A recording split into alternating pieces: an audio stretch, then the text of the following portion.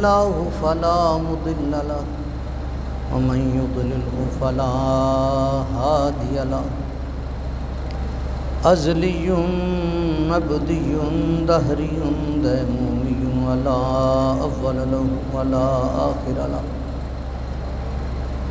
ونشهد أن سيدنا وسندنا وحبيبنا وكريمنا وغوثنا وغياثنا ومغيثنا وقطبنا وفريدنا ونظامنا وأولانا وأعلانا وبالانا محمدا عبده ورسوله أما بعد فأعوذ بالله من الشيطان الرجيم بسم الله الرحمن الرحيم شهر رمضان الذي أنزل فيه القرآن آمنت بالله صدق الله مولانا العظيم وصدق رسوله النبي الكريم الأمين إن الله وملائكته يصلون على النبي يا أيها الذين آمنوا صلوا عليه وسلموا تسليما صلوا على الحبيب الصلاة والسلام عليك يا سيدي يا رسول الله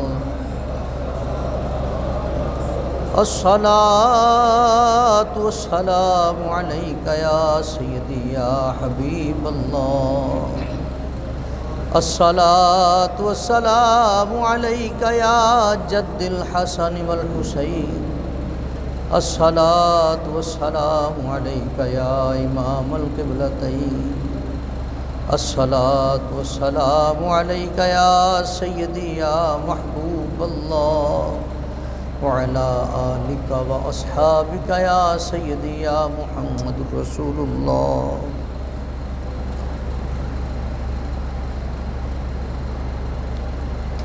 اللہ تبارک و تعالی جل مجد الکریم کی حمد و ثنا حضور پر نور شافی یوم النشور صلی اللہ علیہ وآلہ وبارک وسلم کی ذات والا صفات پہ ہدیہ درود و سلام کے بعد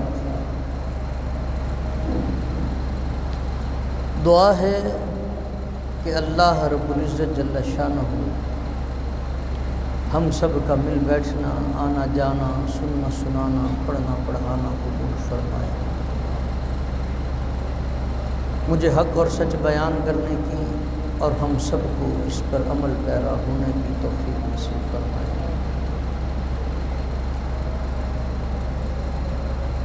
عزیزان گرامی قدر، ماہ رمضان المبارک اپنے دامن میں بہت ساری خیر لیے ہیں،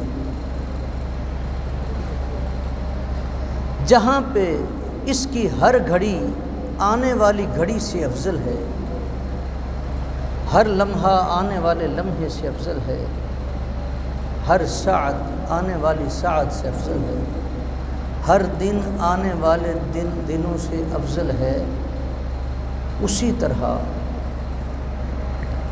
یہ اپنے دامن میں اور بہت وسعت رکھتا ہے۔ اللہ نے قرآن پاک کو ماہ رمضان المبارک میں نازل فرمایا۔ اگر تھوڑا سا بندہ اس کے اوپر غور و فکر کرے کہ ماہ مبارک میں، رمضان المبارک میں قرآن پاک کو نازل کرنے کی بہت ساری وجہ ہوں گی، لیکن جو وجہ نظر آتی ہے، ہمارے حفاظ اگر کسی وجہ سے وہ پورا سال قرآن پاک کی تلاوت نہ بھی کر سکیں، روٹین میں جس طرح روٹین میں جب پڑھتے ہیں اس وقت سبق سنایا جاتا ہے، سب کی سنائی جاتی ہے، منزل سنائی جاتی ہے، ایسا نہ بھی ہو سکے، لیکن جیسے ہی ماہ رمضان المبارک آتا ہے ان کی عید ہو جاتی ہے۔ اب جب بھی جس حافظ کو پوچھیں گے وہ کہیں نہ کہیں قرآن پاک لے کر بیٹھا ہوگا اور وہ یاد کر رہا ہوگا۔ مالک اس قرآن پاک کو نازل فرمانے والا بھی ہے اور اس کی حفاظت کرنے والا بھی خود ہی ہے۔ پہلے صحیفے اور کتابیں جو نازل ہوئیں، جیسے جیسے وقت گزرا لوگوں نے اس کے اندر تحریف شروع کر دی۔ اگر آج کسی بھی عیسائی کو یا کسی بھی اہل کتاب کو جو کسی کتاب سے مذہب سے تعلق رکھتا ہے، آپ اسے بٹھائیں، اسے کہیں کہ اللہ کو حاضر ناظر جان کے بتا، کیا یہ وہی کتاب ہے جو نازل ہوئی تھی؟ وہ خاموش ہو جائے گا۔ آج بائبل ہی دیکھ لیں، اس کے بے شمار نسخے ملتے ہیں مختلف انداز میں، یہ فلاں کی بائبل ہے، یہ فلاں کی بائبل ہے، ایسا چل رہا ہے۔ تحریف ہوتی چلی گئی، لیکن قربان جاؤں آمنہ کے لال کے، اللہ کے حبیب کے، اللہ نے جو دین دیا اپنے محبوب کو وہ بھی ستھرا دیا، کلام دیا تو وہ بھی ستھرا،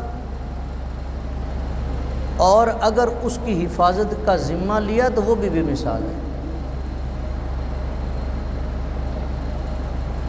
چھوٹا سا بچہ ہے، ابھی صحیح معنوں میں غلط اور صحیح کا فیصلہ کرنے کی پوزیشن میں نہیں ہے۔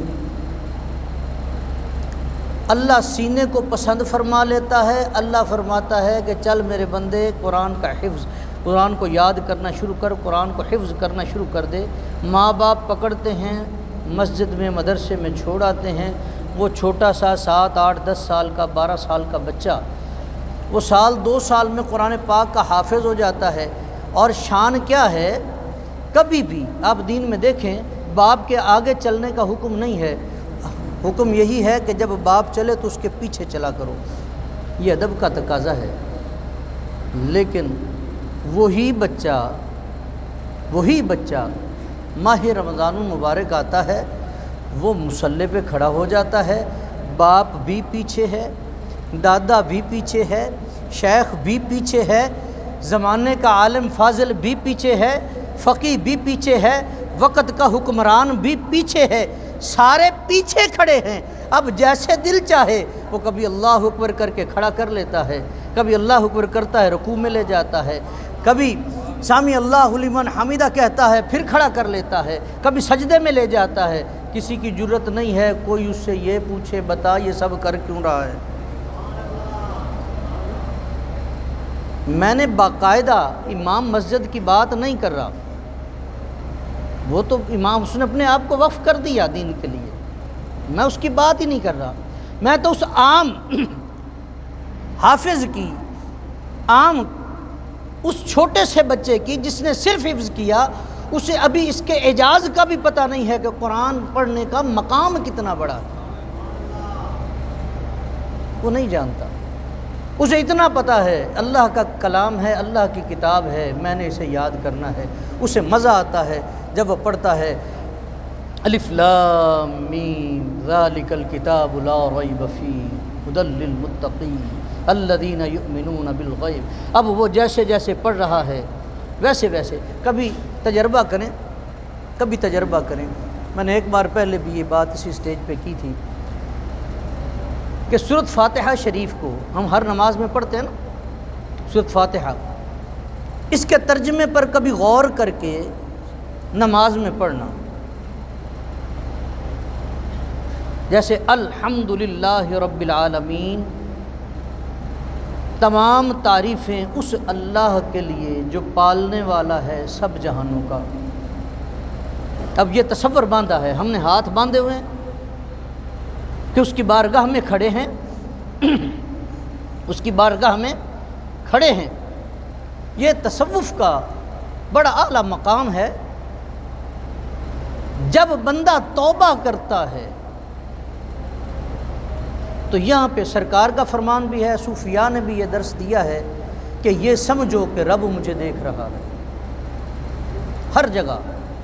اگر ہر جگہ نہیں سمجھ سکتے تو نماز میں آ جاؤ اور سمجھ لینا میں نے رب کی بارگاہ میں ہاتھ باندھے ہیں، یا میں رب کو دیکھ رہا ہوں یا رب مجھے دیکھ ہی رہا ہے۔ اسی طرح جب آپ کے تصور میں یہ بات بندھی ہے، آپ نے ہاتھ باندھے ہیں، کھڑے ہیں، الحمدللہ رب العالمین ترجمہ چل رہا ہے، تمام تعریفیں اس اللہ کے لیے جو پالنے والا ہے سب جہانوں کا، الرحمن الرحیم، وہ رحمان ہے، وہ رحیم ہے، مالک یوم الدین۔ اب دیکھیں نا، اس نے سب سے پہلے بندے کو بتایا کہ ساری تعریف اس کے لیے ہے جو سب کا پالنے والا ہے۔ اب پالنے والے میں اگر دیکھا جائے تو اماں بھی پالتی ہے، ابا بھی پالتا ہے، یہ چھوٹے پالنے والے ہیں، وہ بڑا پالنے والا ہے،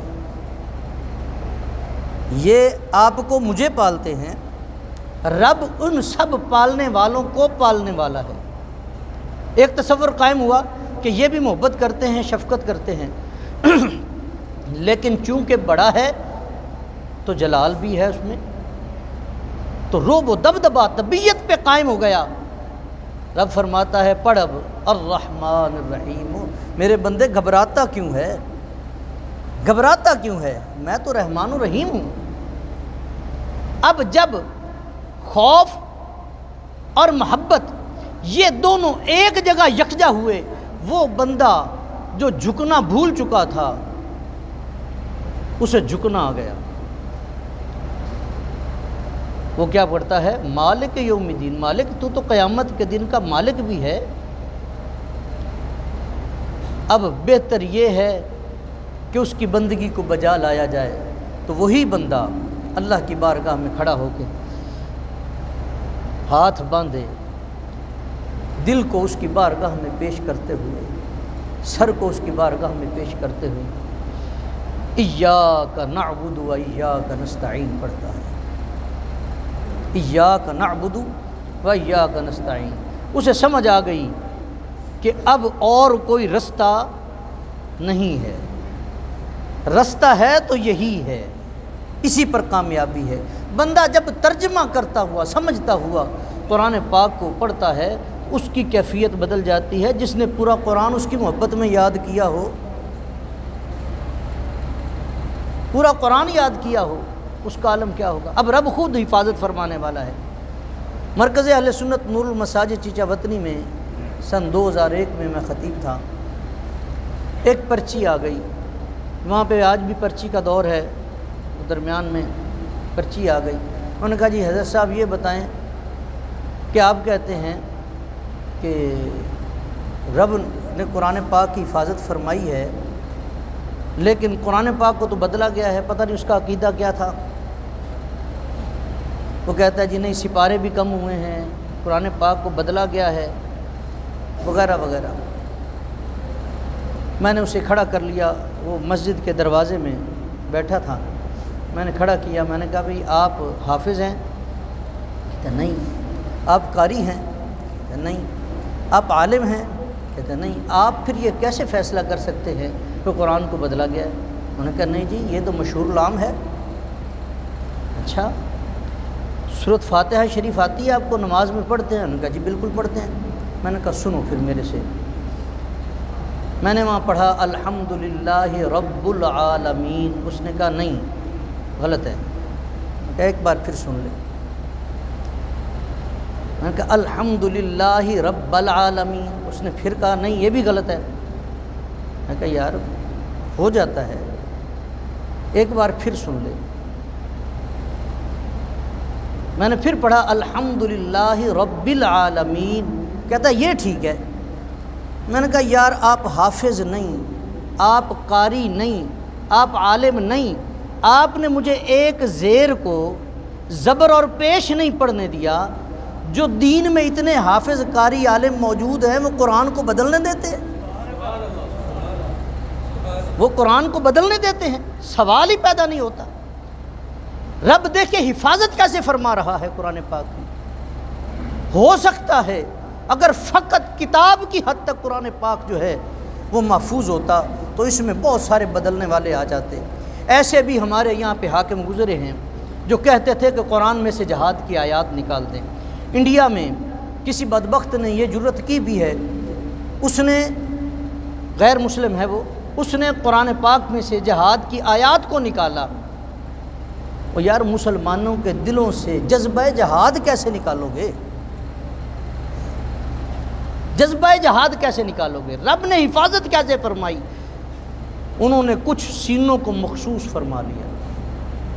اب وہ قرآن کو یاد رکھتے ہیں، ان کا کام ہے۔ اب جب بھی کوئی پرنٹنگ پریس والا قرآن پاک کو چھاپنا چاہتا ہے نا، تو سب سے پہلے وہ کیا کرتا ہے، وہ حفاظ کی ایک ٹیم ہے اوقاف کے پاس، وہ ان کے پاس اپنا سارا مسودہ بھیجتا ہے، وہ اسے حرف بحرف زبر زیر کے ساتھ پڑھ کے اس کی تصدیق کرتے ہیں کہ یہ قرآن جو ہے، یہ انہوں نے جو چھاپنے لگے ہیں اس کے اندر کوئی غلطی ہے یا نہیں۔